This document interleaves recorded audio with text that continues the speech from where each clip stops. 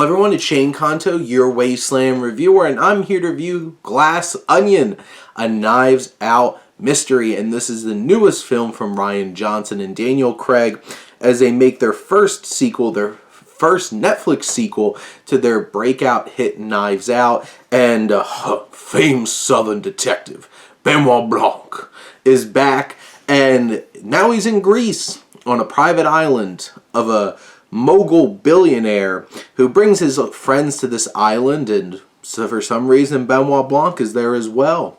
And you have this web of lies and deceit that's shown this billionaire getting to the place that he is, and the unfortunate circumstances of who he had to step on to get there. And this sequel, Rian Johnson is an impeccable director.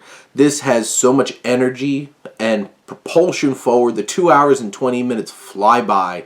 There's such a stark wit to it. It's a very clever film. It digs deeper and deeper into relevant themes and ideas than Knives Out did, which that hinted at, little Nazi masturbating in the bathroom. But here, each of these characters represents something bigger about society without forgetting that they're characters in themselves. And Johnson's able to balance those things. There's great needle drops here. There's beautiful cinematography. How the camera works and how it builds tension. There's one particular scene with heightening, crescendoing music and Kate Hudson swirling around in her dress, something building up to a point that's just getting there. And the tension that Rian Johnson's able to build throughout this film is impeccable.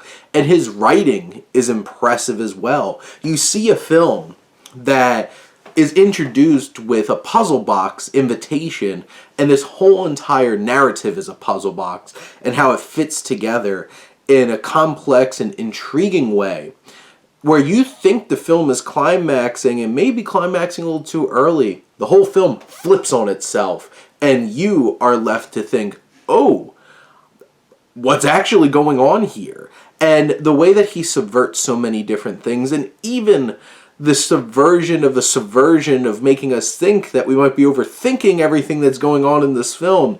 The way that Johnson plays the audience and plays this script is masterful. And the mysteries that it unfolds are deep and impactful and so much fun to want to get to the bottom of it. And then you have these characters, these performances. Daniel Craig is living it up and having a ball. He even has some layers and complexities to exactly what he's trying to do here. And there's such a range with this character. He has his frustrations. He has his putting on for a group and audience. He has those moments of genuine sincerity and caring. And then you have Blanc, you have Craig giving this fantastic performance. The real standout, similar to Ana de Armas in the first film, is Janelle Monáe, who honestly gets so much more to dig into in this film than I ever expected based off of the trailers and stuff like that. The trailers do a great job of building mystery and intrigue and never really telling you a single thing. And then you have the Edward Norton of the film, this big, crass billionaire who is so much to him and so little at the same time. And Edward Norton plays that pitch perfectly.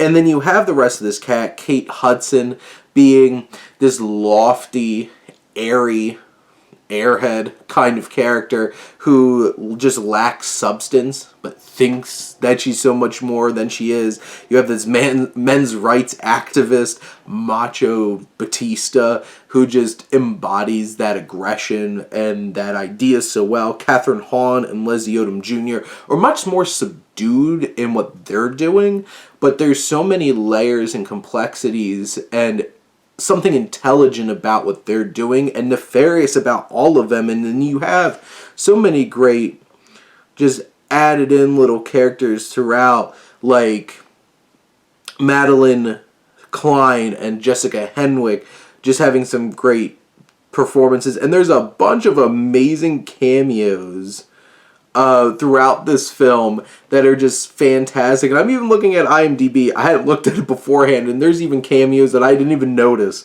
This is one of those kinds of films that there's just so many little fun things behind every corner, and this is just an absolute blast. This is bigger, bolder, more intelligent, and just boisterous in the way that it builds off of the ideas of what Rian Johnson could do with Knives Out. And now he has a big Netflix money, and this is what we got, and it's absolutely fantastic. But those are my thoughts on Glass Onion. Let me know what you think, and let's talk some movies. But thank you as always for tuning in and supporting your Wasteland reviewer.